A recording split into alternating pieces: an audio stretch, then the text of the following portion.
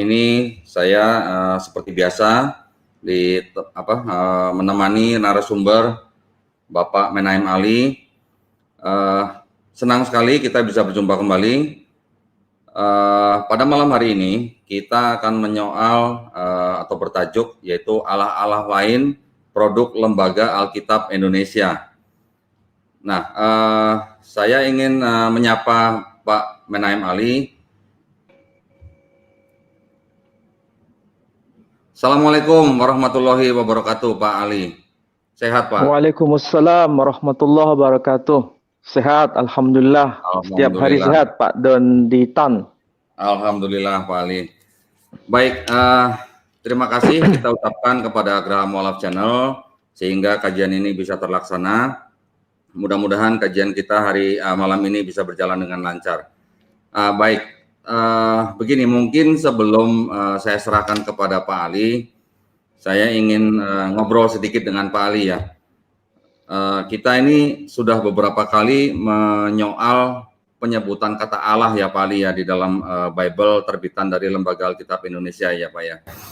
Kenapa Pak kita harus kita sering menyoal nama atau penyebutan kata Allah di dalam Alkitab ini Pak Ali? Mungkin bisa cerita sedikit Pak Ali.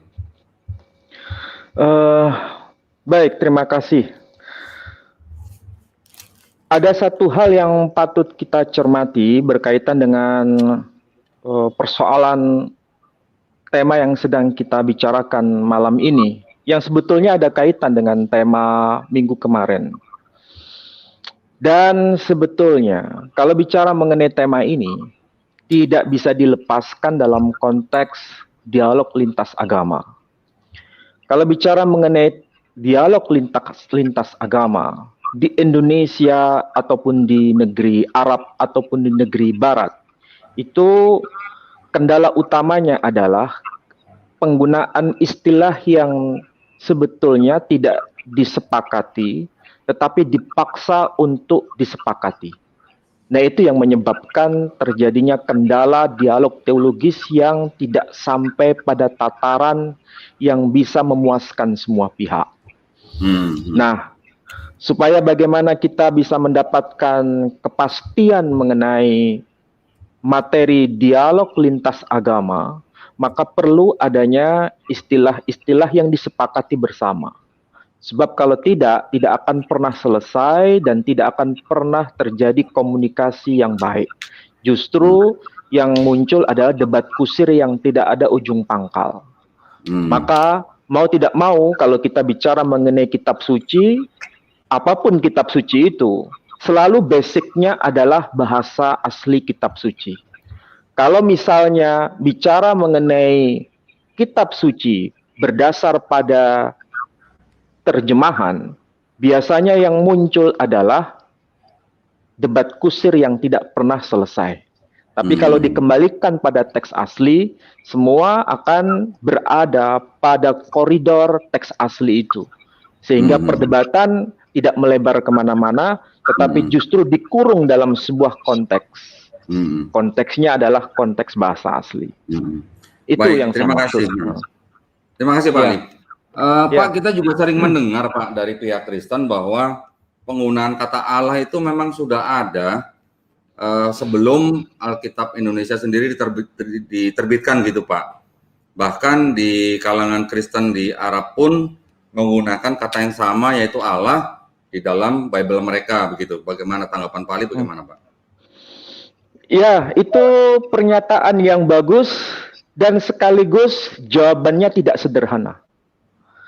Jadi kalau kita bicara mengenai tema yang tadi sudah disepakati dan yang tadi sudah diutarakan oleh Pak Dendi Tan, saya sebetulnya ingin membahas hal ini dalam 3 premis.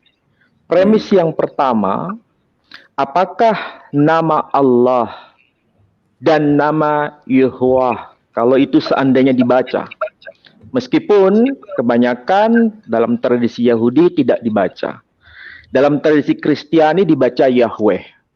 Saya mencoba untuk menepikan perbedaan bacaan. Mau dibaca Adonai, mau dibaca Yahweh, mau dibaca Yuhwah, terserah, itu nanti bicara dalam konteks kajian lebih lanjut.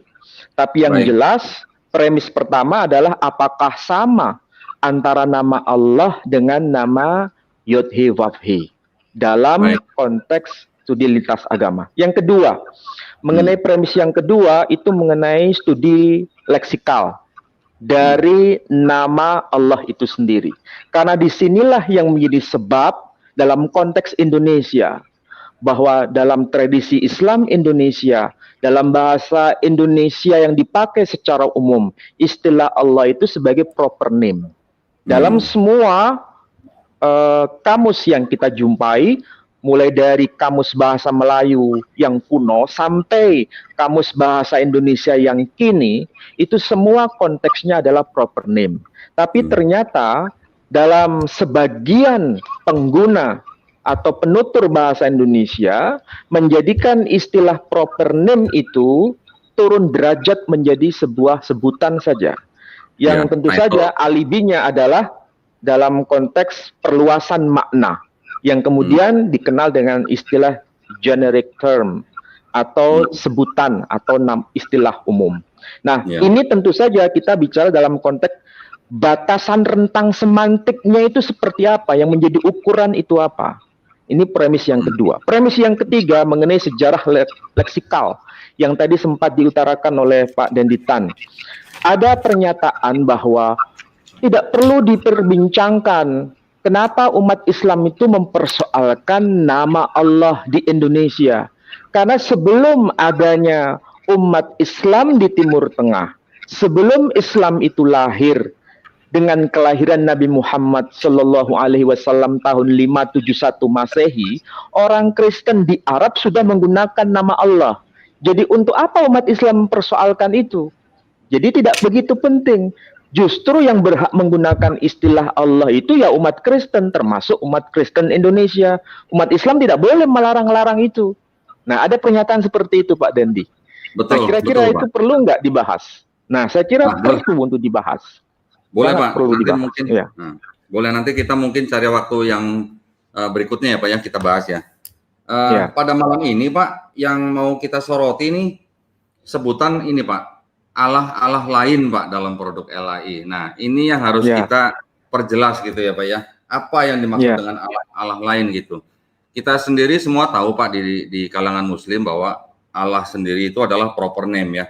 Tetapi di Lembaga Alkitab Indonesia sendiri, mereka menempatkan kata Allah di situ tidak konsisten ya Pak Ali ya, seperti kajian kita sebelumnya dengan Pak Pendeta Yakub Sulistyo ya Pak ya, bahwa ternyata juga ada ratusan ayat-ayat yang menempatkan kata Allah sebagai proper name, begitu kan Pak Ali ya. Baik, sebelum kita mulai kajian kita Pak, saya ingin menghimbau kepada para pemirsa, penonton yang setia, di mana untuk menyalurkan kelebihan daripada rezekinya kepada Yayasan Pembina Mu'alaf at-Tauhid, baik berupa sedekah, infak maupun wakaf, silahkan bisa menyalurkan melalui rekening yang ada di deskripsi video ini. Begitu juga dengan rencana pembangunan pondok pesantren YPM at-Tauhid di Wonosalam, Jawa Timur, daerah Jombang. Silahkan yang mau membantu atau mau bersedekah, berinfak, dan berwakaf, silahkan menghubungi nomor handphone yang ada di dalam layar ini. Terima kasih sebelumnya. Baik, kita sekarang akan masuk ke dalam materi utama, yaitu Allah-Allah lain produk Lembaga Alkitab Indonesia atau LAI. Baiklah, untuk informasi bahwa selain daripada buku-buku yang mungkin nanti Pak Ali gunakan untuk memberikan paparannya, kami juga menggunakan Alkitab Arab Indonesia, di mana ini adalah terbitan dari LAI juga ya. Nah, ini adalah salah satu referensi yang kita pakai dalam kajian kita malam hari ini. Baik, tanpa bicara panjang lebar lagi, saya akan memberikan waktu dan tempat kepada Pak Ali untuk mulai pemaparannya. Silakan Pak Ali. Baik, Assalamualaikum warahmatullahi wabarakatuh. Waalaikumsalam. Terima kasih atas kehadiran saudara di media medsos yang amat kita banggakan. Tema hari ini sebetulnya masih ada kelanjutan dengan tema yang saya sampaikan pada minggu yang lalu, yang saya ditemani oleh Pendeta Yakub Sulistyo. Pada malam ini, saya ingin mencoba menekankan mengenai bentuk tulisan dan bentuk bacaan sebagaimana yang termaktub dalam Alkitab versi bahasa Indonesia terbitan Lembaga Alkitab Indonesia. Tapi sebelum itu, tadi sudah disuguhkan satu terbitan yang tentu saja ini sangat membahagiakan kita semua dalam konteks dialog lintas agama. Ternyata Lembaga Alkitab Indonesia begitu luar biasa menerjemahkan berbagai macam versi Alkitab, tentu saja dalam konteks terjemahan dan juga dalam konteks bahasa asli. Kita tahu misalnya ada Alkitab dwi bahasa, bahasa Ibrani, bahasa Indonesia. Jadi PL-nya, Perjanjian Lama, ada yang versi bahasa Ibrani didampingi dengan bahasa Indonesia.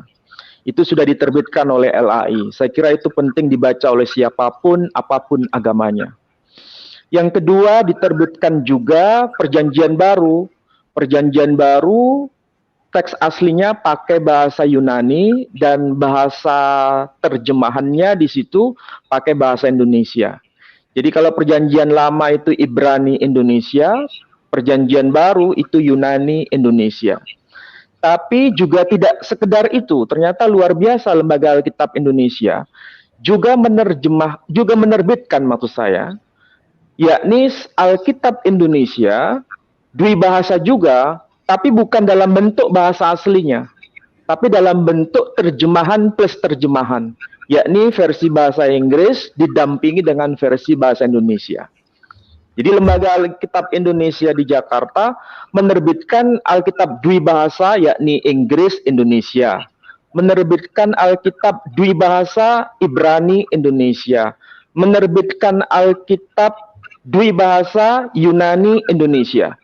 Yang menjadi spektakuler tadi sudah ditunjukkan oleh Pak Denditan, itu Alkitab yang diterbitkan oleh Lembaga Alkitab Indonesia dwi bahasa tapi sama-sama terjemahan, yakni bahasa Arab plus bahasa Indonesia. Jadi tidak ada bahasa Ibraninya, tidak ada bahasa Yunaninya, tetapi Alkitab dwi bahasa itu yakni bahasa Arab plus bahasa Indonesia. Persoalannya, kalau itu diterbitkan oleh Lembaga Alkitab Indonesia, sebetulnya Alkitab dwi bahasa, bahasa Arab dan Indonesia itu ditujukan untuk komunitas mana? Itu persoalan sebetulnya. Ini pertanyaan filosofis. Kalau seandainya Alkitab terbitan LAI yang dwi bahasa, bahasa Arab, bahasa Indonesia itu ditujukan untuk mereka yang mengerti bahasa Arab, pertanyaannya adalah apakah ada orang-orang Kristen di Indonesia yang mengerti bahasa Arab? Itu pertanyaannya. Kalau seandainya ditujukan bukan kepada Kristen Indonesia, lalu ditujukan kepada siapa? Tidak ada yang lain, dan pasti semua akan sepakat menjawab pasti itu ditujukan kepada Muslim di Indonesia. Karena Muslim di Indonesia itu sudah akrab yang namanya layout, tampilan terbitan kitab suci, itu bahasa Arab, kemudian Indonesia.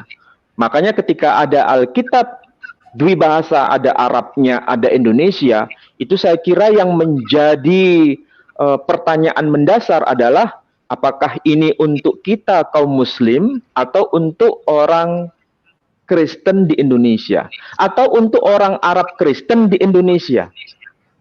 Saya kira yang menjawab pasti jujur. Ini ditujukan kepada siapa?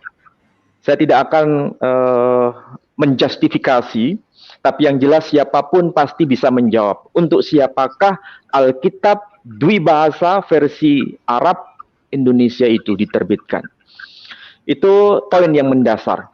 Kemudian yang kedua, Dengan cara hadirnya Alkitab versi bahasa Arab Indonesia, kita akan bisa melihat adanya semacam cara berpikir yang tidak sama antara Alkitab bahasa asli yang diterjemahkan ke dalam bahasa Arab dengan Alkitab bahasa asli yang diterjemahkan ke dalam bahasa Indonesia. Kalau kita membaca Alkitab Dwi Bahasa versi Arab Indonesia itu akan terlihat adanya inkonsistensi antara versi Arabnya dengan versi Indonesianya. Supaya lebih jelas, tolong bisa ditampilkan slide yang ada. Silakan Pak Denditan untuk ditampilkan. Baik Pak.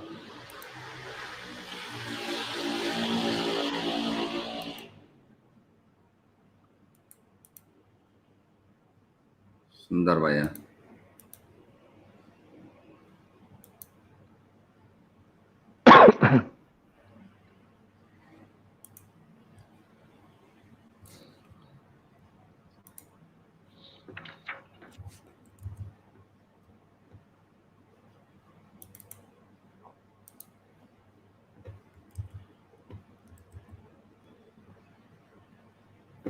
Kita menunggu administrator untuk approve nih Pak, sebentar. Oh iya, sambil menunggu untuk penayangan slide-nya, kita akan mencoba untuk membahas apa yang termaktub di dalam Sefer Shemot, yakni Sefer Shemot itu kitab Keluaran, pasal yang ke-18 ayat yang ke-11. Ini saya kutipkan dari Targum Onkelos, khususnya Sefer Shemot, pada pasal yang ke-18 ayat yang ke-11. Kalau teks bahasa Ibraninya itu berbunyi Atta yada'ati ki gadol Adonai mikol ha Elohim. Saya ulangi lagi, teks Ibraninya, teks Masoretiknya, teks bahasa Ibrani Masoret itu berbunyi demikian. Atta yada'ati ki gadol Adonai mikol ha Elohim. Atta, sekarang, yada'ati, aku tahu, ki gadol Adonai, betapa besar, betapa agung Tuhan, Adonai. Kalau teks aslinya tertulis Yod He Vav He. Kalau teks aslinya tertulis Yod He Vav He. Jadi saya ulangi, Atta, sekarang, yada'ati, aku tahu, ki gadol Adonai, ki gadol Yod He Vav He. Betapa besar, betapa agung Tuhan. Mikol ha Elohim, di antara semua ha Elohim. Ha Elohim. Ha Elohim itu kalau dalam teks Ibraninya ini bersifat jamak, bukan tunggal. Kalau diterjemahkan bahasa Aramaik, kebetulan ini ada targum yang bahasa Aramaiknya, itu diterjemahkan Ta'an yada'na arei Rav Adonai weleit elah bar minne. Jadi maksudnya sama. Kalau istilah ha Elohim diterjemahkan elah bar.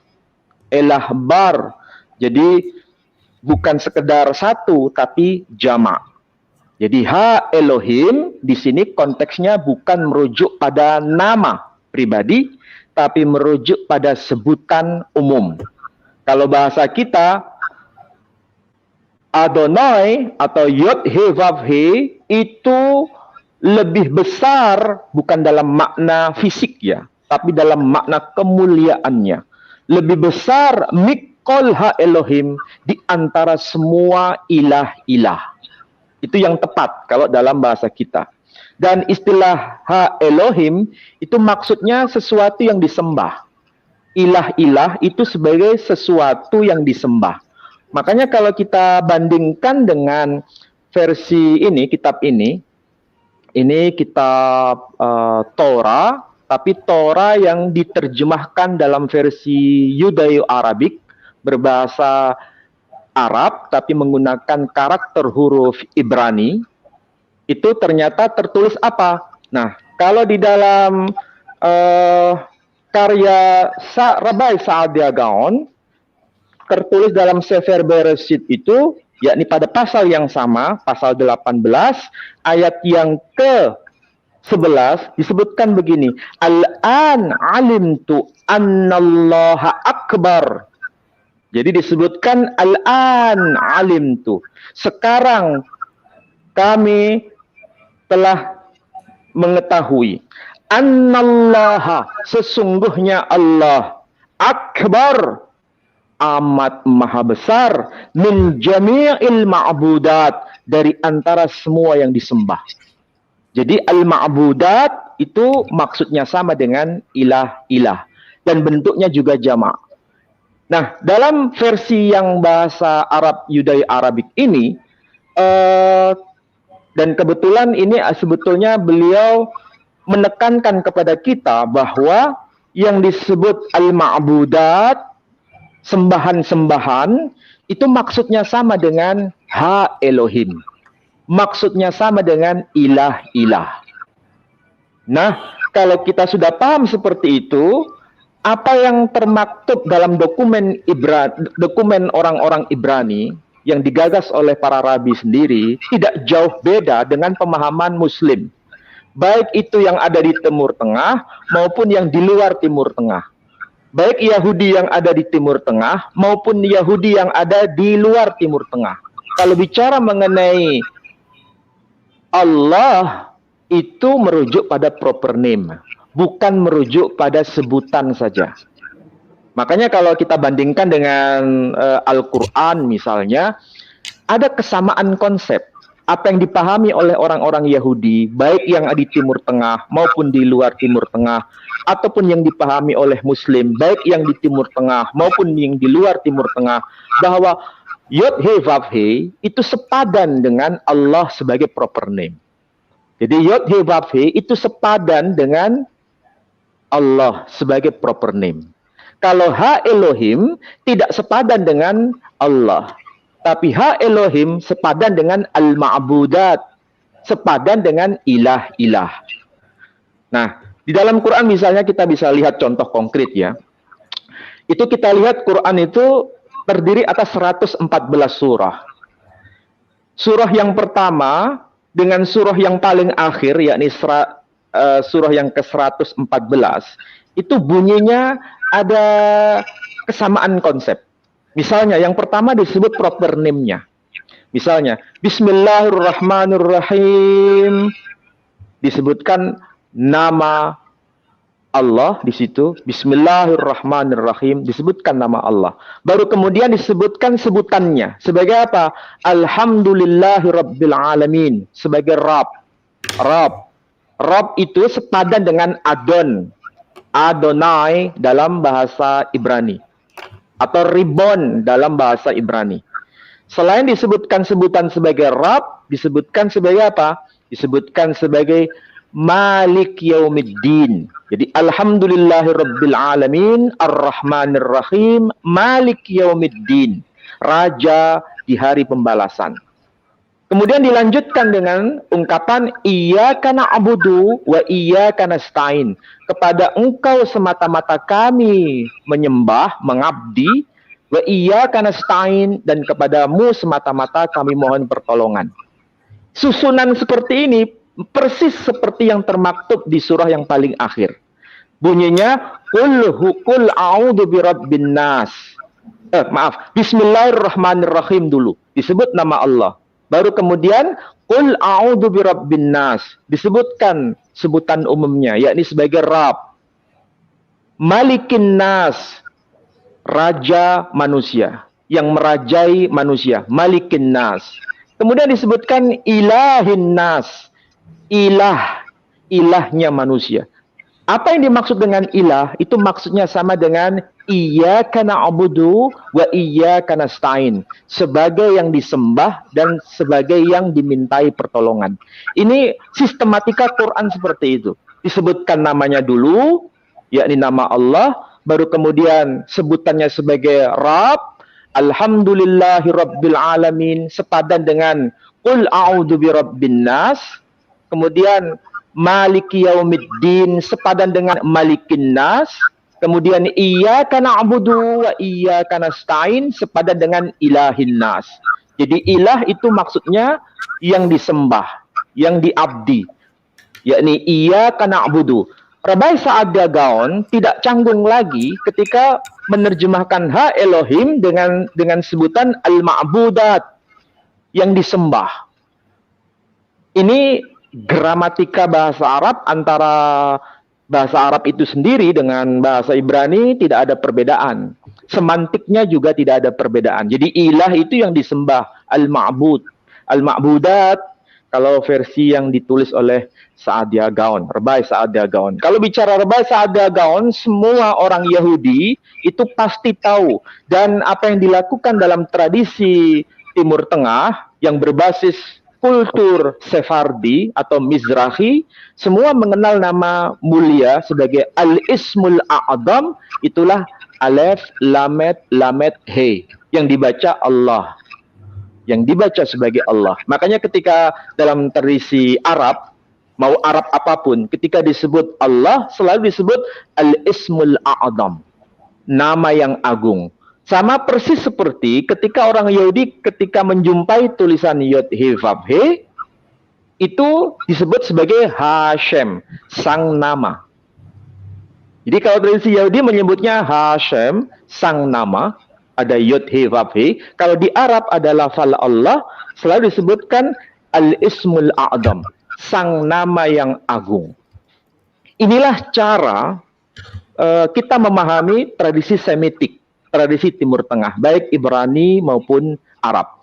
Jadi sekali lagi, kutipan yang termaktub dalam Sefer Shemot, pasal 18, ayat yang ke-11, yang teksnya berbunyi, Atta yada'ati, sekarang aku tahu, Ki Gadol Adonai, betapa mulia, betapa agung, betapa besar Tuhan, Yod He Vav He, Mikol Ha Elohim, atas seluruh sembahan-sembahan, atas seluruh ilah-ilah. Nah, sekarang coba bandingkan yang versi bahasa Indonesia. Coba lihat yang versi bahasa Indonesia. Kalau yang versi bahasa Indonesia, Ha Elohim itu diterjemahkan dengan sebutan Allah-Allah. Coba cek yang Keluaran 18:11 itu. Saya kira semua yang melihat slide itu akan bisa membaca Keluaran pasal 18 ayat 11, di situ tertulis apa? Tertulis Allah-Allah. Jadi kalau Allah-Allah, ini sebetulnya problem besar. Kenapa disebut dengan Allah-Allah? Sedangkan dalam versi bahasa Arabnya, coba bandingkan. Versi bahasa Arabnya itu tertulis alihah. Tertulis alihah. Tapi, apakah yang versi bahasa Arab ini salah? Enggak, itu sudah betul. Alihah itu artinya sembahan-sembahan. Sama dengan ilah-ilah kalau kita terjemahkan dalam bahasa Indonesia. Tapi kalau kita lihat yang terbitan LAI ini, bahasa Arabnya sudah betul, tapi yang bahasa Indonesianya jadi bermasalah karena disebutkan Allah-Allah. Pak Dendi perhatian dia di situ ya, tertulis Allah-Allah, bukan ilah-ilah. Jadi posisi Allah di situ bukan sebagai proper name, tapi sebagai sebutan umum. Jadi kalau begitu pertanyaannya secara filosofis, ada berapa banyak Allah? Jawabannya banyak. Dan Allah-Allah itu fungsinya sebagai apa? Dalam konteks kalimat di situ. Fungsinya sebagai sebutan umum. Apakah sama dengan konteks bahasa Arabnya? Kalau bahasa Arabnya betul, sebutan umum, tapi alihah. Itu masalah besar di sini. Jadi persoalannya di situ pakai istilah Allah-Allah. Itu yang kita lihat pada Keluaran 18:11. Sementara kalau istilah Adonai di situ kan tertulis Tuhan besar semua. Itu berarti teks aslinya adalah Yod He Vav He. Betul Pak dan Titan ya? Betul. Jadi kalau Tuhan besar semua, itu teks aslinya berbunyi Yod He Vav He. Nah, versi bahasa Arabnya di kalangan tradisi Yahudi justru itu disepadankan dengan Allah, sebagaimana yang tadi saya tunjukkan dalam teks yang ditulis oleh Rabai Sa'adia Gaon. Sementara ha Elohim, kalau versi bahasa Arabnya memang lebih tepat disebut alihah. Artinya jamak. Dari kata ilah-ilah dijamakkan menjadi alihah. Tapi kalau versi bahasa Indonesia menjadi Allah-Allah. Ini sesuatu yang sangat tidak tepat. Baik dalam gramatika bahasa Arabnya maupun dalam gramatika bahasa Indonesianya. Sekarang kita cek saja. Jujur kita coba cek. Dalam semua kamus terbitan bahasa Indonesia, mulai dari yang bahasa Melayu saja, ataupun bahasa Indonesia yang kini, coba cari tulisan Allah pakai huruf kecil semua. Pasti tidak akan kita temukan. Kenapa? Karena itu tidak merujuk pada sebutan umum, tapi merujuk pada nama diri. Proper name, bukan generic noun. Bukan sekedar sebutan umum. Itu yang pertama. Yang kedua, saya ambil contoh yang kedua. Contoh yang kedua bisa dilihat pada kisah para rasul ya. Kisah para rasul itu berarti perjanjian baru. Perjanjian baru. Perjanjian baru. Oh, maaf, bukan para rasul, kisah para rasul, tapi 1 Korintus. 1 Korintus pasal 8 ayat yang keempat sampai yang kelima. Nah, coba lihat. Pasal yang keempat ayat yang kelima. Nah, perhatikan baik-baik di situ. Nah, sekarang begini. Mungkin kita akan dihadapkan pada pertanyaan mendasar. Kalau yang tadi saya kutip dari teks Perjanjian Lama, itu tidak ada persoalan. Karena apa? Basis teks aslinya disepakati oleh siapapun. Baik yang Nasrani maupun yang Yahudi. Bahwa Perjanjian Lama yang tadi saya kutip itu teks aslinya bahasa Ibrani. Makanya saya kutipkan dalam teks Ibraninya sekaligus terjemahan dalam teks bahasa Aramnya. Sekaligus ada yang terjemahan bahasa Arabnya. Karena basisnya sama, yakni bahasa aslinya Ibrani. Tersebut Ha Elohim. Ada 2 kata kunci di situ, ada Yod He Vav He dan Ha Elohim. Yang tadi, yang Perjanjian Lama. Nah, sekarang ini saya ambil contoh kasus yang dari Perjanjian Baru. Nah, pertanyaannya sekarang, kalau yang Perjanjian Baru, teks aslinya bahasa apa? Ini pertanyaan yang mendasar juga. Kalau saya jawab bahasa Yunani, nanti dari kelompok Kristen Ortodok Assyria akan menentang itu. Bahwa aslinya bukan bahasa Yunani, tapi bahasa Syriak atau Suryoyo. Sementara kalau saya menggunakan teks Yunani, nanti juga akan ditentang oleh yang tidak sepaham. Jadi saya harus menggunakan bahasa asli yang apa? Bahasa asli yang Yunani atau bahasa asli yang Suryani? Supaya gampang saya anggap dua-duanya bisa dijadikan rujukan. Nah, kita mulai dari yang bahasa Suryani dulu. Pada 1 Korintus pasal 8 ayat ayat yang ke-11 ya. Ayat yang ke-4 dan 5. Ini kebetulan saya juga punya yang namanya buku ini. Ini Arabnya tertulis Al-Ahdul Jadid As-Suryani Peshita Tarjamah Bainas Sutur Suryani Arabi. Jadi ini kelihatan ya.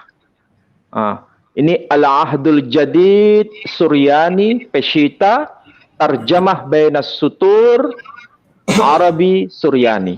Jadi ini Suryani Arabi, yakni bahasa Arab dan bahasa Suryani. Ini sangat penting teks Pesita ini, tapi Perjanjian Baru. Dalam bahasa Perancisnya tertulis Le Nouveau Testament Syriaque, La Pesita Interlinear Syriaque Arabe. Ini yang bahasa Suryaninya tertulis begini. Pada Korintus yang pertama, pasal 8 ayat yang ke-4 dan ke-5 tertulis demikian.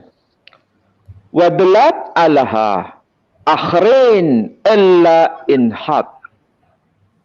Wadelat alaha akhrin.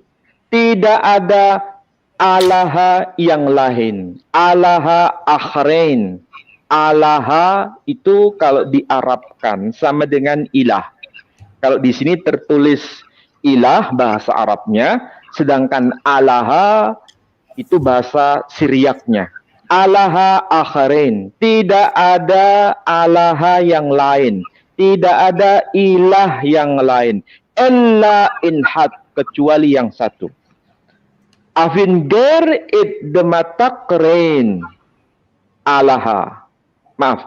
Afin ger idmatakrin alahe. Ada banyak yang bisa disebut sebagai Allah. Maaf. Ada banyak yang disebut sebagai ilah. Alahe itu ilah. Au bismaya au bara'a. Yang ada di langit maupun yang ada di bumi. Aikanna da'id elahe sagiye. Sebab banyak sekali Allah wa morawata sagiye. Dan juga banyak Tuhan. Atau juga banyak Tuhan. Jadi marawata itu artinya tuan-tuan. Elahe sagiye, ilah-ilah. Jadi elahe itu jamak. Kalau alaha itu tunggal.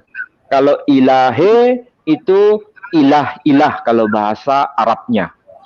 Sagiye itu kasirun, banyak. Sama dengan knoma dalam bahasa Suryani itu atau Suryoyo itu tunggal, knoma. Tapi kalau jamak, oknum-oknum itu bahasa Suryaninya bukan knoma tapi knome. Sama dengan bahasa Suryani yang lain, misalnya kalau kata alaha itu satu ilah. Tapi kalau disebut alahe itu berarti ilah-ilah. Kalau bahasa Arabnya alahe sama dengan alihah. Jadi tidak disebut Allah di sini. Tapi disebut apa? Disebut ilah. Ini yang versi bahasa Arab dan Suryani. Ya, sekali lagi ini pendekatan linguistik sebetulnya, pendekatan kebahasaan. Lalu bagaimana kita bisa melihat yang versi bahasa Yunani Arab? Ini mudah-mudahan terbaca ya. Judulnya terbaca. Jadi Al-Ahdul Jadid Terjemah Bainas Sutur. Jadi ini perjanjian baru, terjemahan interlinear yang bahasa apa? Bahasa Yunani dan bahasa Arab. Di sini kalau bahasa Yunaninya tidak disebut alahe karena alahe itu bahasa Suryani.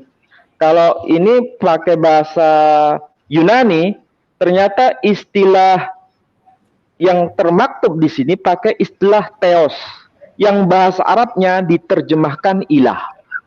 Sementara kalau jamaknya alihah itu padanannya dalam bahasa Yunani theoi. Jadi kalau theoi itu alihah. Artinya ilah-ilah. Sedangkan bahasa Yunaninya theos itu ilah, satu ilah. Nah, kalau kita bandingkan yang versi terjemahan bahasa Indonesia, tercantum apa di situ? Tercantum Allah-Allah. Tercantum Allah-Allah atau banyak Allah.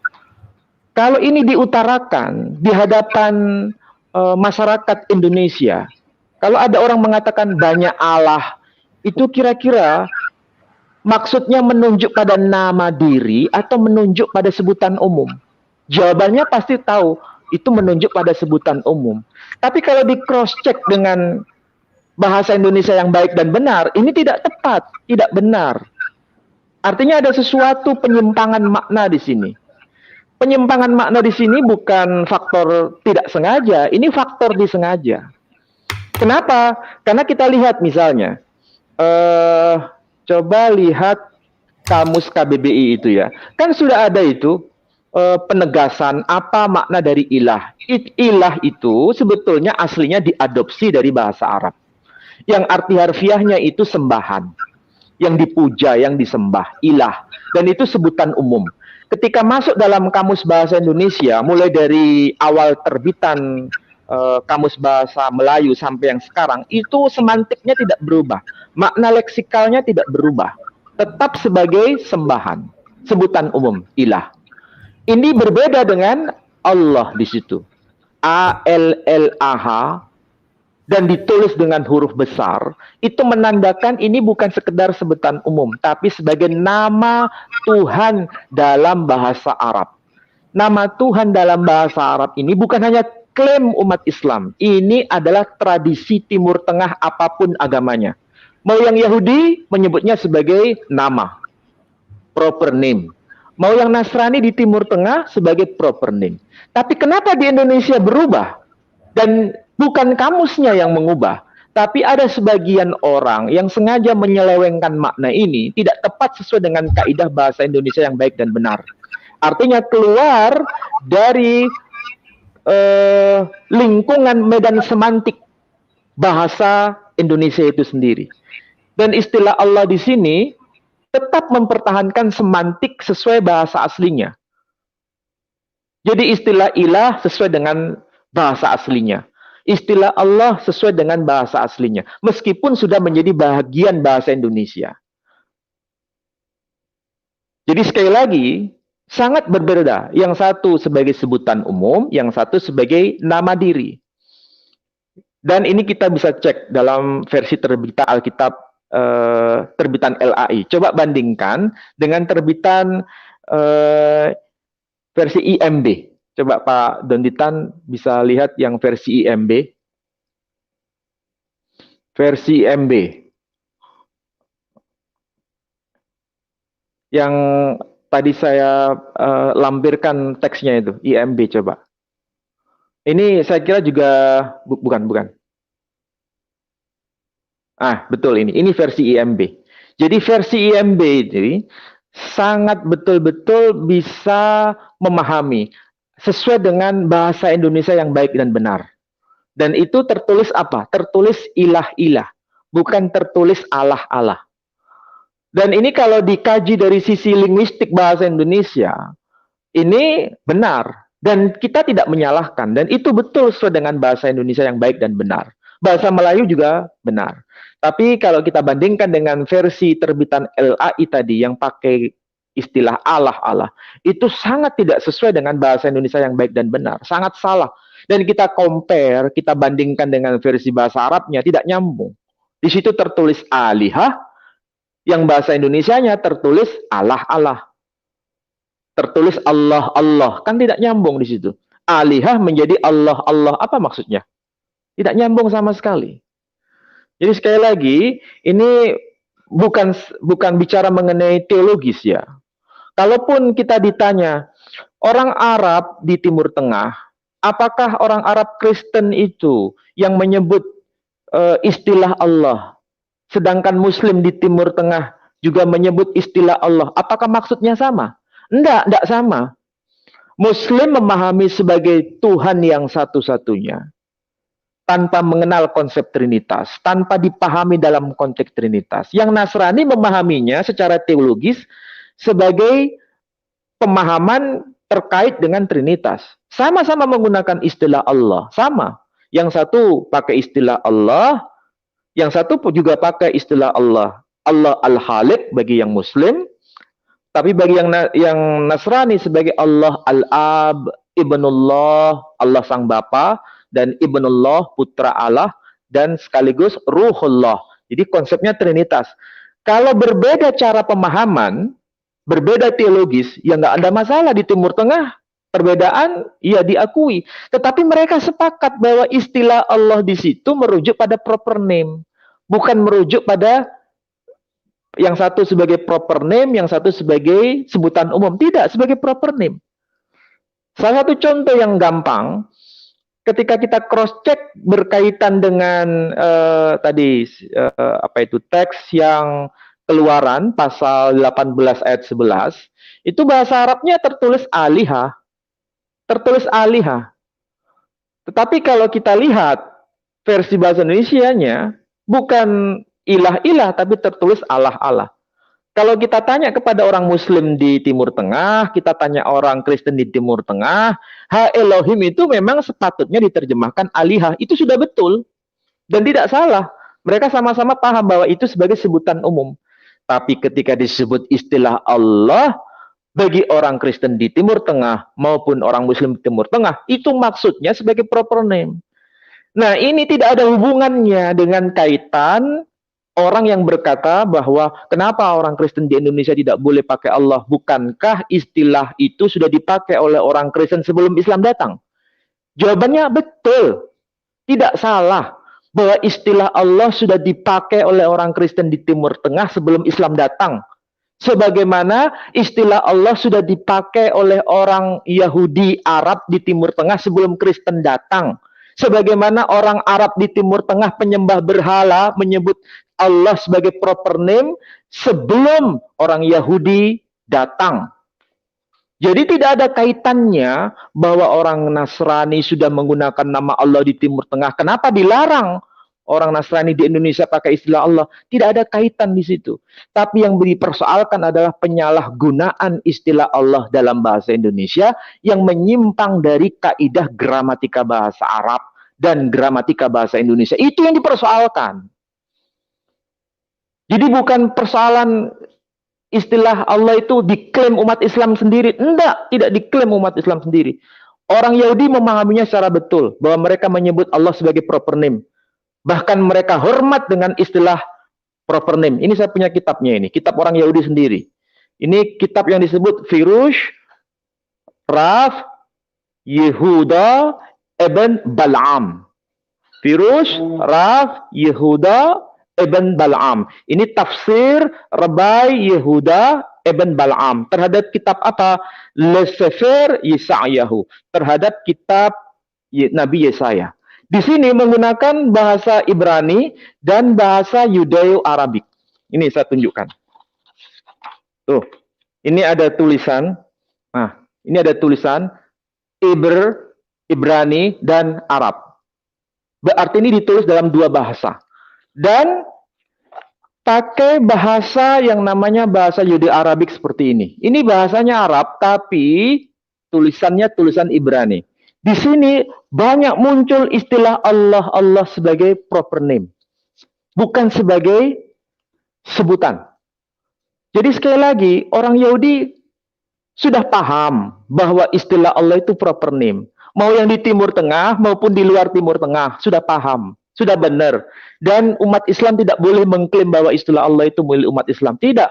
Sebagaimana umat Yahudi tidak mengklaim bahwa istilah Allah hanya milik umat Yahudi. Tidak. Umat Nasrani di Timur Tengah juga menggunakan istilah Allah. Dan itu betul. Tidak boleh diklaim bahwa itu miliknya umat Nasrani. Juga tidak boleh diklaim itu miliknya hanya khusus umat Islam. Tidak. Tapi itu milik bersama dan dipahami secara bersama sebagai proper name. Di Timur Tengah maupun di luar Timur Tengah. Yang jadi masalah di Indonesia. Kenapa diselewengkan maknanya sebagai sebutan umum? Itu yang perlu dipersoalkan. Dan itu harus diluruskan. Sebab kalau tidak, alibinya adalah ini milik umat Islam. Apakah benar? Enggak, bukan milik umat Islam. Itu milik bersama. Tetapi harus dalam konteks yang betul. Dalam bahasa Arab yang betul. Dalam bahasa Indonesia yang betul. Bukan membuat bahasa sendiri. Kalau membuat bahasa sendiri, bahasa itu menjadi kacau. Kalau menjadi kacau, dan itu menjadi persoalan yang sampai sekarang tidak pernah selesai. Sehingga perdebatan itu sampai sekarang menjadi terus menggelinding, mengkristal, dan tidak ada ujung pangkalnya. Jadi sekali lagi, yang kita persoalkan adalah penyalahgunaan istilah Allah tidak sesuai dengan bahasa Arabnya, tidak sesuai dengan bahasa Indonesianya secara baik dan benar. Toh Lembaga Alkitab Indonesia, sekali lagi, Lembaga Alkitab Indonesia menerbitkan Alkitab bahasa Indonesia sehari-hari.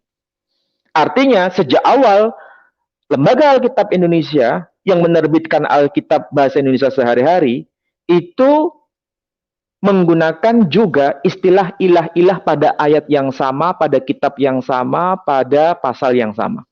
Tadi coba lihat yang versi BIS. Bahasa Indonesia sehari-hari. Tolong ditampilkan, Pak. Nah, itu coba. Yang versi BIS. Versi BIS. Itu pakai istilah apa? Versi-versi yang lain juga pakai istilah apa? Ternyata betul. Artinya, ada usaha bahwa istilah ilah-ilah itu dipakai. oleh LAI. Tapi pada terbitan yang lain kenapa pakai istilah Allah-Allah? Jadi ada inkonsistensi di situ. Kenapa tidak konsisten pakai istilah ilah saja? Bukankah itu juga diterbitkan oleh LAI? Jadi LAI sendiri sudah menerbitkan itu. Ilah-ilah, penggunaan istilah ilah-ilah. Tapi yang terbitan LAI yang terjemahan baru, yang TB bukan BIS, tapi pakai istilah Allah-Allah. Ini yang menjadi masalah. Ibaratnya saya, kalau mewakili sebagai LAI, itu akan terjadi konflik batin sebetulnya. Pada saat yang sama menggunakan istilah ilah. Tapi pada saat yang lain juga menggunakan istilah Allah. Kalau begitu mana yang betul? Saya kira itu sebagai pengantar ya Pak Denditan. Mudah-mudahan ini memicu kita untuk tanya jawab lebih lanjut. Saya kira itu pembahasan dari saya. Mudah-mudahan meskipun tidak utuh, contoh-contoh di slide itu nanti bisa dibahas secara bersama. Itu baru saya membahas yang versi terbitan LAI Bahasa Indonesia. Belum saya mengupas yang versi bahasa-bahasa daerah.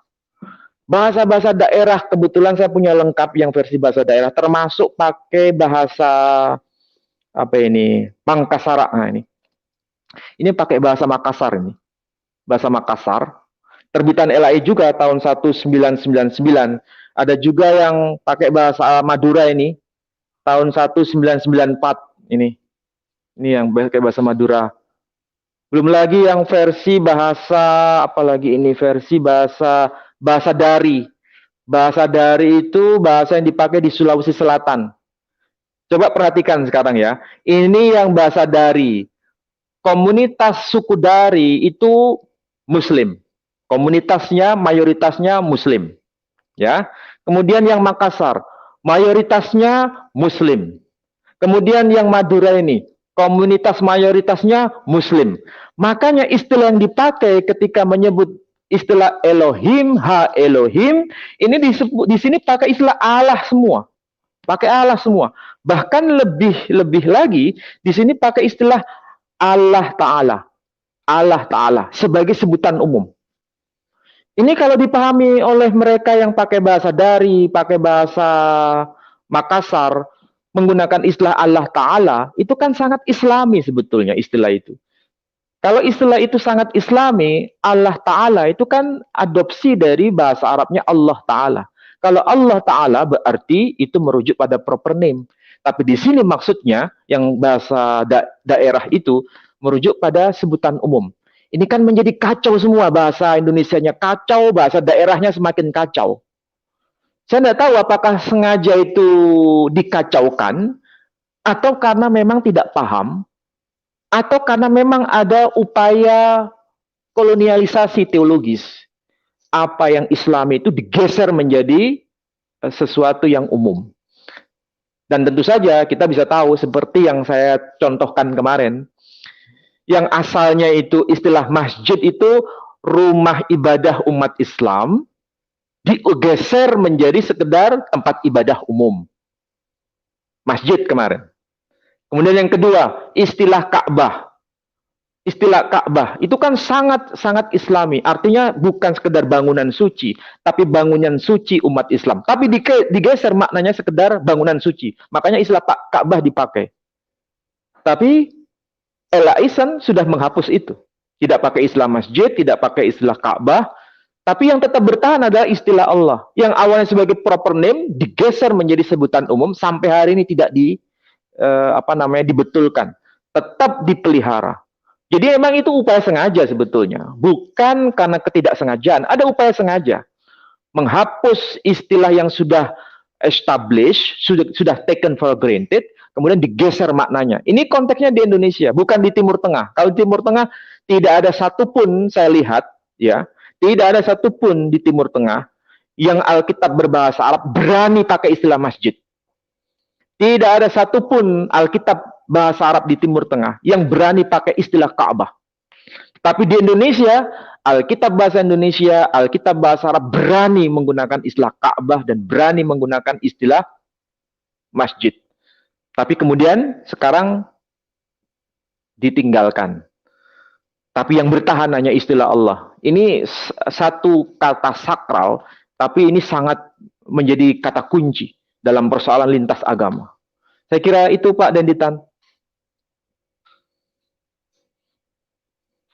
Baik, Pak Ali, ada pertanyaan nih Pak Ali dari Bang Rabanian, saudara Muslim kita yang mempunyai channel yang cukup bagus Pak.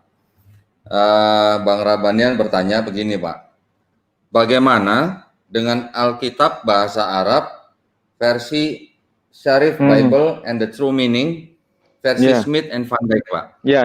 Mungkin Pak Ali pernah dengar? Ya, kalau yang versi Van Dyke itu sebetulnya dipakai mayoritas oleh orang-orang Kristen Arab di Timur Tengah yang diterjemahkan oleh Profesor Van Dyke.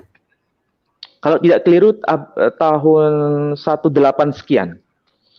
Dan itu sudah menjadi terjemahan yang diterima di mana-mana, termasuk Ortodok Koptik menggunakan versi terjemahan Van Dyke sebagai terjemahan yang diterima, sebagai textus receptus dalam konteks bahasa Arabnya. Sudah diterima. Apakah umat Islam menolak itu? Tidak. Karena apa? Tidak ada sesuatu yang bersifat penyalahgunaan istilah-istilah khas Islam yang diadopsi, tidak ada. Kecuali yang disepakati bersama menjadi milik bersama. Misalnya di situ tidak ada istilah masjid, tidak ada istilah Ka'bah, tidak ada istilah zakat, tidak ada istilah-istilah itu. Tapi istilah umum saja.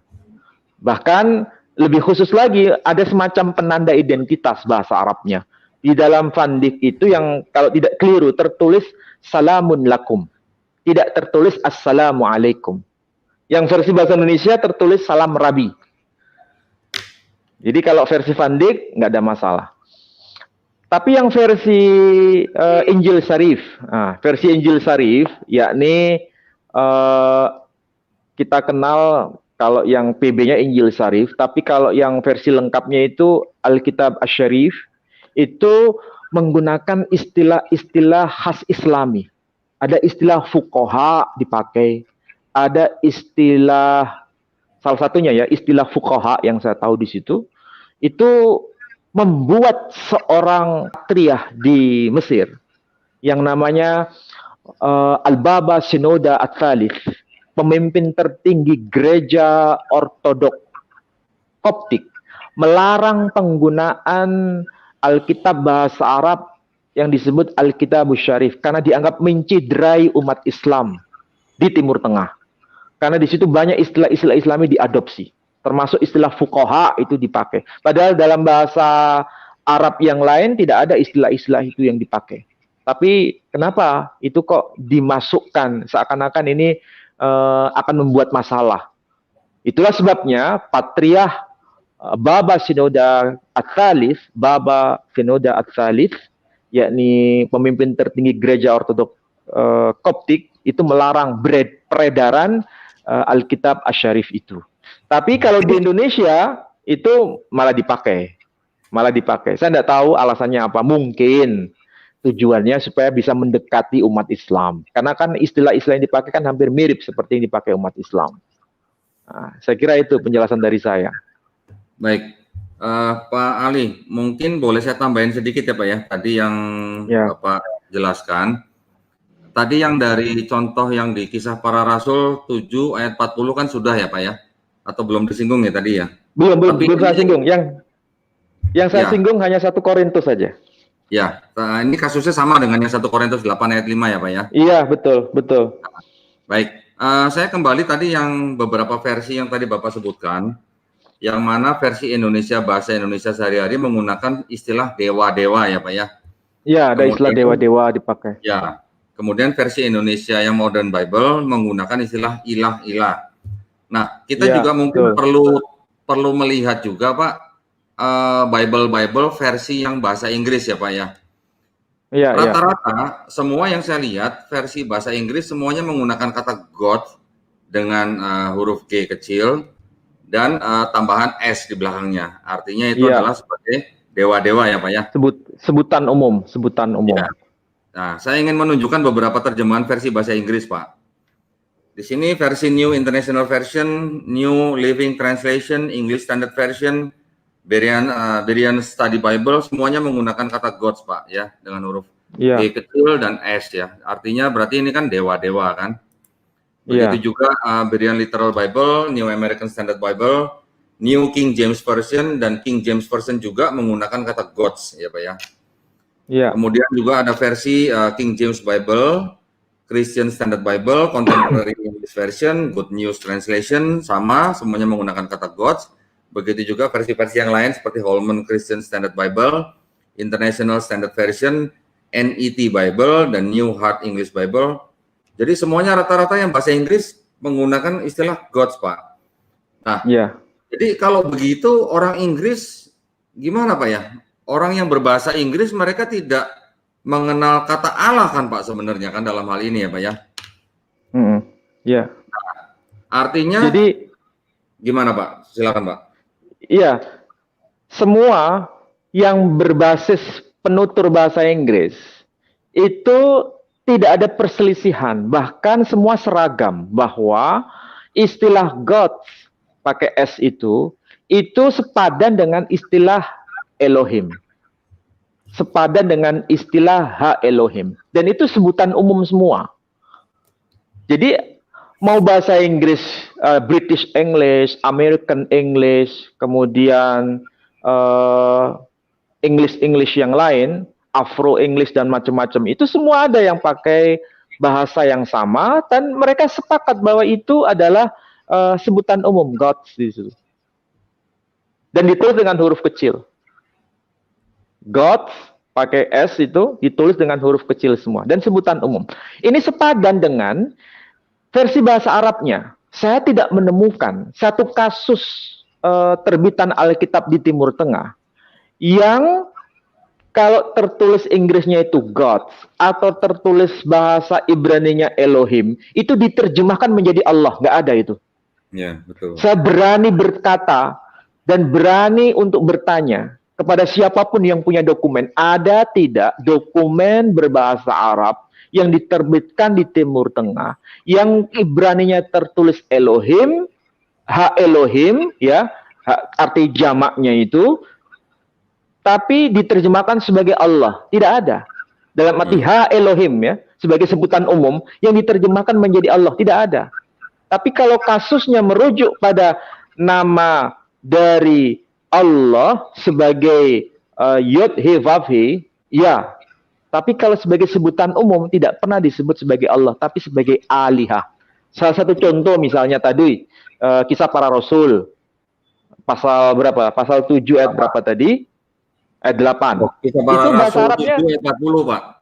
40 ya. Kisah Para Rasul 7:40. Itu semua teks bahasa Arabnya alihah. Tidak ada yang tertulis Allah, nggak ada.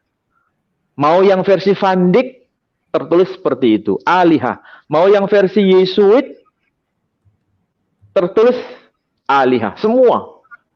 Mau yang versi Alkitabul Hayah, New International Version, yang versi Arabnya itu Alkitabul Hayah, itu juga tertulis alihah. Semua, tidak ada yang tertulis Allah. Sebagaimana 1 Korintus pasal 8 ayat keempat dan kelima juga tertulis alihah. Tapi kalau di Indonesia kok jadi Allah? Padahal di Indonesia itu yang lebih tepat sudah diterbitkan juga ada ilah-ilah. Tapi kenapa kok dipakai istilah Allah-Allah? Itu problemnya siapa? Ini ngerti bahasa Indonesia ataukah tidak? Atau memang ngerti bahasa Indonesia tapi sengaja untuk diubahnya? Ini masalahnya kita harus bisa bongkar itu. Tujuan motifnya itu apa? Nah itu problem. Jadi kalau ada orang beralibi, ya sah-sah saja umat Islam itu mengakui bahwa itu sebagai nama diri. Kalau umat Nasrani Indonesia bukan sebagai nama diri, itu sebagai sebutan umum. Kalau pernyataan itu diterima, ini berbahaya. Kenapa?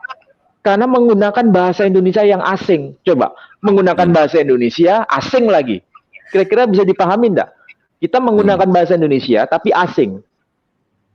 Artinya orang Indonesia sendiri nggak paham apa maksud yang dikatakan oleh mereka. Sama seperti kita ya, misalnya tiada Tuhan selain Allah. Kalau yang versi Indonesia, Alkitab versi Indonesia, jangan ada padamu Allah lain selain Tuhan. Nah coba, ini kan bahasa Indonesia yang jadi aneh seperti ini.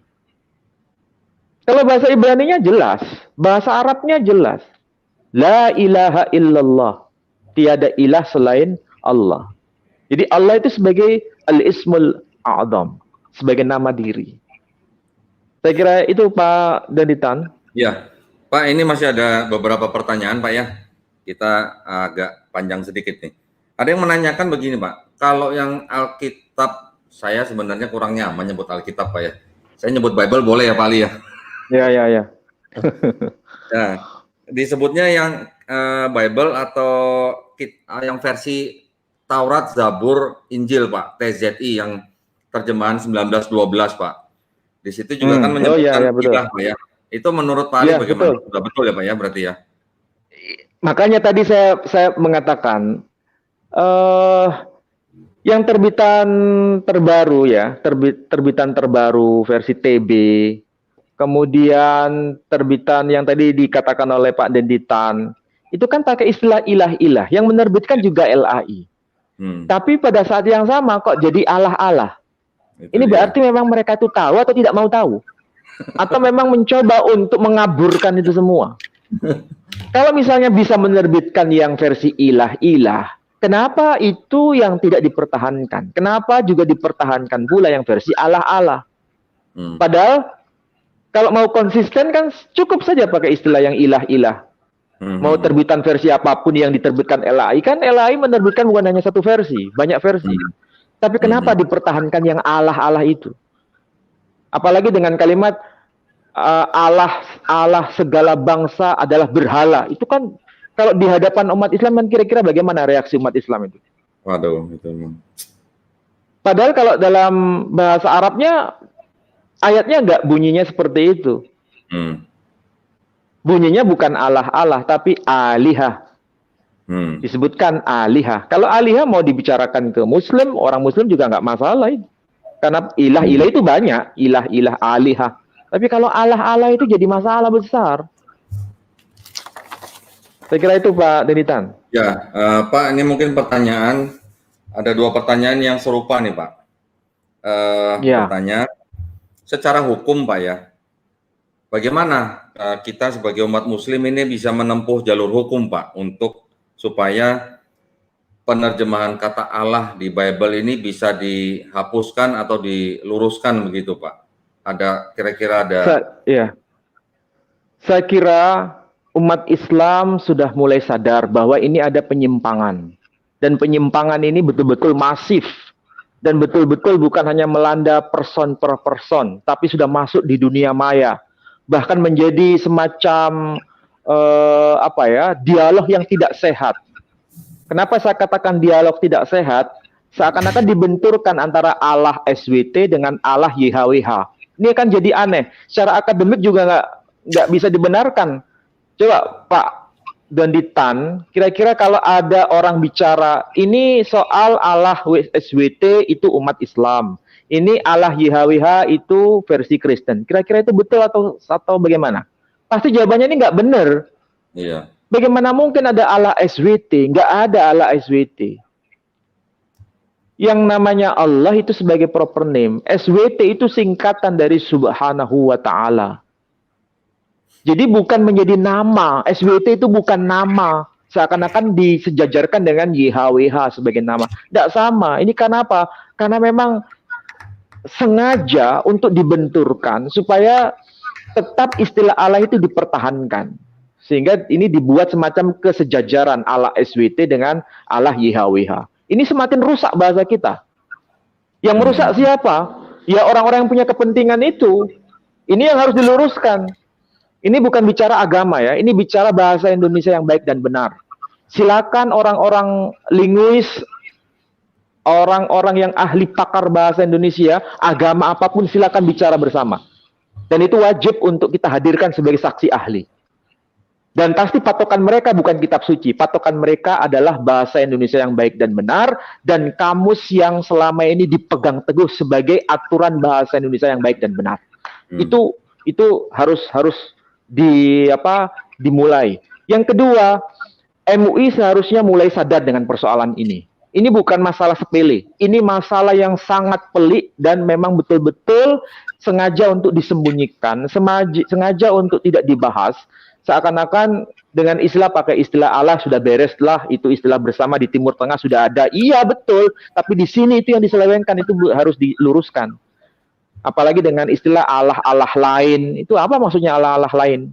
Allah bangsa-bangsa lain itu berhala. Itu kalau di hadapan orang orang-orang MUI bisa tercengang-cengang ini. Pasti itu. Makanya orang Sudah, MUI Pak. harus tahu. Bukan hanya MUI tingkat provinsi, MUI pusat Jakarta harus tahu dan harus membahasnya. Ya. Dan harus dipertemukan dengan Kementerian Agama. Kalau sudah bertemu dengan Kementerian Agama, bukan hanya kita yang bicara, tapi kita juga dibantu dan disupport oleh saudara kita yang tidak bisa mau menerima penggunaan istilah Allah sebagai sebutan ataupun sebagai proper name. Seperti kemarin yang Pendeta Yakub Sulistyo, itu bukan hanya pribadi, tapi beberapa banyak saudara-saudara kita yang Nasrani yang tidak sepakat dengan penyalahgunaan itu. Jadi penyalahgunaan itu yang keberatan bukan hanya Muslim, tapi yang Nasrani pun juga keberatan. Kita harus bareng-bareng bersama menghadap ke MUI, ke Majelis Ulama Indonesia, kemudian ke Kementerian Agama, dan kita harus melakukan tindakan hukum supaya Lembaga Alkitab Indonesia atau LAI mau sadar bahwa apa yang sudah dilakukan itu betul-betul harus diluruskan. Supaya ini tidak menjadi masalah ke depannya, semakin bermasalah yang tidak ada ujung pangkalnya. Jadi ini bukan persoalan teologis saja, ini persoalan hukum. Dan ini wajib bagi siapapun, mereka yang punya kepedulian dengan persoalan ini masalah keagamaan dan kebangsaan kita harus kita rawat. Jangan sampai ini dimanfaatkan oleh orang-orang yang punya kepentingan. Apalagi kepentingan yang bersifat sangat eksklusif. Jadi sekali lagi ini bukan mengklaim bahwa istilah Allah milik umat Islam, tidak. Tapi istilah Allah juga dipakai oleh umat agama lain.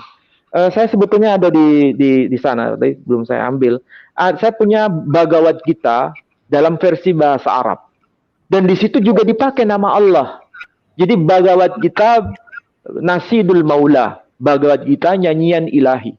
Itu versi bahasa Arab yang diterbitkan oleh kelompok Hari Krishna. Tetapi istilah Allah yang dipakai itu betul sebagai proper name. Jadi orang Muslim di Timur Tengah tidak akan bermasalah. Kenapa? Menempatkan sebagai proper name. Jadi mau Alkitab diterjemahkan bahasa Arab silahkan. Mau kitab Dhammapada Buddha diterjemahkan bahasa Arab silahkan. Mau kitab Hindu diterjemahkan bahasa Arab silahkan, tetapi sesuai dengan koridor bahasa Arab yang betul. Jadi kalau versi bahasa Arabnya, kitab sucinya apapun, sudah ada sekarang. Bahkan saya punya kitab Tautekim versi bahasa Arab. Di situ juga pakai istilah Allah sebagai proper name coba.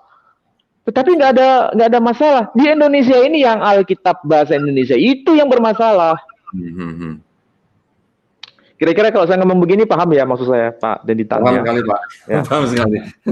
Insya Allah, Pak, insya Allah MUI Pusat sudah mengetahui hal ini. Pihak Gerak Mu'alaf juga sudah berkomunikasi, Pak, dengan pihak MUI Pusat. Insya Allah nanti akan ada tindak lanjutnya, Pak Ali. Iya. Mudah-mudahan. Sekali lagi saya ingin tekankan jangan lupa bahwa yang dipersoalkan itu bukan klaim sepihak umat Islam. Itu yang harus dinyatakan. Ini bukan klaim trademarknya umat Islam, tapi ini adalah proper name yang diakui dalam konteks bahasa Arab yang baik dan benar dan bahasa Indonesia yang baik dan benar. Terus yang kedua, ini bukan hanya bicara mengenai bahasa Indonesia, tapi juga bahasa-bahasa daerah. Ketika diterjemahkan ke dalam bahasa-bahasa daerah, ini menjadi problem besar. Karena Kementerian Agama yang saya tahu sekarang sudah menerjemahkan Quran dalam bahasa daerah, ada 12 bahasa daerah. Termasuk bahasa Minang, termasuk bahasa Mengondo, Sulawesi Utara, termasuk bahasa Banjar, termasuk bahasa Dayak. Nah, itu pakai istilah Allah Ta'ala. tapi sebagai proper name. Sementara Alkitab bahasa Dayak itu Allah Ta'ala sebagai sebutan umum. Jadi ini saling bertabrakan terus. Jadi bukan hanya bahasa Indonesianya bermasalah, bahasa daerahnya juga kacau. Padahal kita tahu ada kamus-kamus bahasa daerah sesuai dengan gramatika bahasa daerah. Itu yang harus disepakati. Sebab kalau enggak ini akan menjadi bahasa yang kacau nanti akhirnya. Nah, makanya saya juga heran, Pak. Kenapa LAI menggunakan kata Allah di Bible, tetapi kok malah tidak merujuk kepada kamus Arab yang ini ya, Pak ya? Nah, itu kebalik, Pak, kebalik. Sorry. Bentuknya kebalik. Kenapa tidak itu menggunakan... padahal ini kamus otoritatif. Ini kamus tulisan dari seorang ilmuwan, pakar bahasa, termasuk pakar bahasa Semit, bahkan pakar bahasa Arab, Louis Ma'luf, yang menjadi rujukan semua penutur bahasa Arab. Dan itu seorang Kristen Katolik. Tetapi beliau secara jujur mengatakan bahwa di situ Allah itu sebagai ismudzat, sebagai nama diri dari Dia yang Maha Mutlak. Sebagai Al-Khaliq, sebagai nama dari Al-Khaliq, sang pencipta dalam versi bahasa Arab. Kemarin sudah saya bahas mengenai kitab itu, termasuk juga Qomus Al-Kitabul Muqaddas yang dikompilasi oleh Dr. Boutros Abdul Malik. Yang itu terbitan orang Kristen Arab juga. Dan beliau menyebut Allah itu hada ism al-ilah. Allah itu nama dari al-ilah. Kalau al-ilah itu sebutan umum. Kalau Allah itu sebagai proper name. Jelas itu. Memberikan informasi begitu. Dan kalau dipakai di kalangan Nasrani, umat Islam tidak boleh marah. Tidak boleh mengeksklusifkan diri. Itu sudah betul. Cuma di Indonesia, itu jadi aneh. Itu yang menjadi persoalan besar. Ya, makanya tadi poin saya gitu, Pak. Kenapa kok LAI menggunakan kata Allah kok nggak bersandar dari kamus Arab itu gitu loh, Pak? Nah, itu masalahnya. Bukan hanya tidak bersandar pada kamus bahasa Arabnya, yang versi terbitan Kristen, juga tidak bersandar pada kamus bahasa Indonesia. Betul. Siapa itu penulis atau pengkompilasi kamus bahasa Indonesia, Worjo Warsito, itu sebagai nama diri. Padahal dia Nasrani, kenapa nggak merujuk itu juga? Jadi ini problem besar. Gini Pak, ini saya ada pesan mungkin buat penonton. Mungkin ada dari komentar-komentar yang masuk. Saya mungkin ingin memberikan sedikit pesan bagi saudara-saudara Kristen yang masih beranggapan bahwa kata Allah itu adalah gelar bukan nama. Coba saya minta tolong jelaskan kata Tuhan Allah, di mana kata Tuhannya dengan huruf T besar, Allahnya dengan huruf besar semua, yang ada di Amos Amos pasal 3 ayat 7 dan 8, kemudian di Kejadian 15 ayat 8, dan di 288 ayat lainnya di dalam Bible LAI. Itu aja pesan saya. Itu Pak Ali. Itu kalau tidak salah teks aslinya tertulis Adonai Yod He Vav He. Betul. Makanya kalau Adonai Yod He Vav He itu kalau terjemahannya Tuhan Allah. Itu sudah betul. Jadi Allah disepadankan dengan Yod He Vav He. Tapi itu ada yang nggak konsisten. Kadang Allah dianggap sebagai gelar. Kejadiannya jadi LAI ini tidak konsisten ya Pak ya, judulnya ya Pak ya. Iya, betul. Ya. Baik, tidak lupa saya ingin mengulang kembali pesan bagi para penonton, pemirsa setia Geraha Mu'alaf. Kami menghimbau untuk menyisihkan rezekinya kepada Geraha Mu'alaf melalui zakat, sedekah, dan infak melalui rekening yang ada di dalam deskripsi kami. Begitu juga untuk pembangunan pondok pesantren Yayasan Pembina Mu'alaf At-Tauhid yang berlokasi di Wonosalam, Jombang. Sekiranya Anda mau ikut berwakaf atau berzakat atau bersedekah, silakan salurkan melalui nomor rekening yang ada di dalam deskripsi channel ini. Kira-kira begitu pesan kami. Pak Ali, kira-kira ada pesan tambahan Pak dari kajian kita malam ini? Kalau pesan tambahan tidak ada, cuma yang perlu ditekankan adalah umat Islam di Indonesia ataupun umat Islam secara umum tidak pernah ada upaya untuk mengklaim bahwa istilah Allah itu hanya untuk umat Islam, tidak ada. Setuju, Kalau Pak. ada umat Islam mengatakan begitu, itu konyol.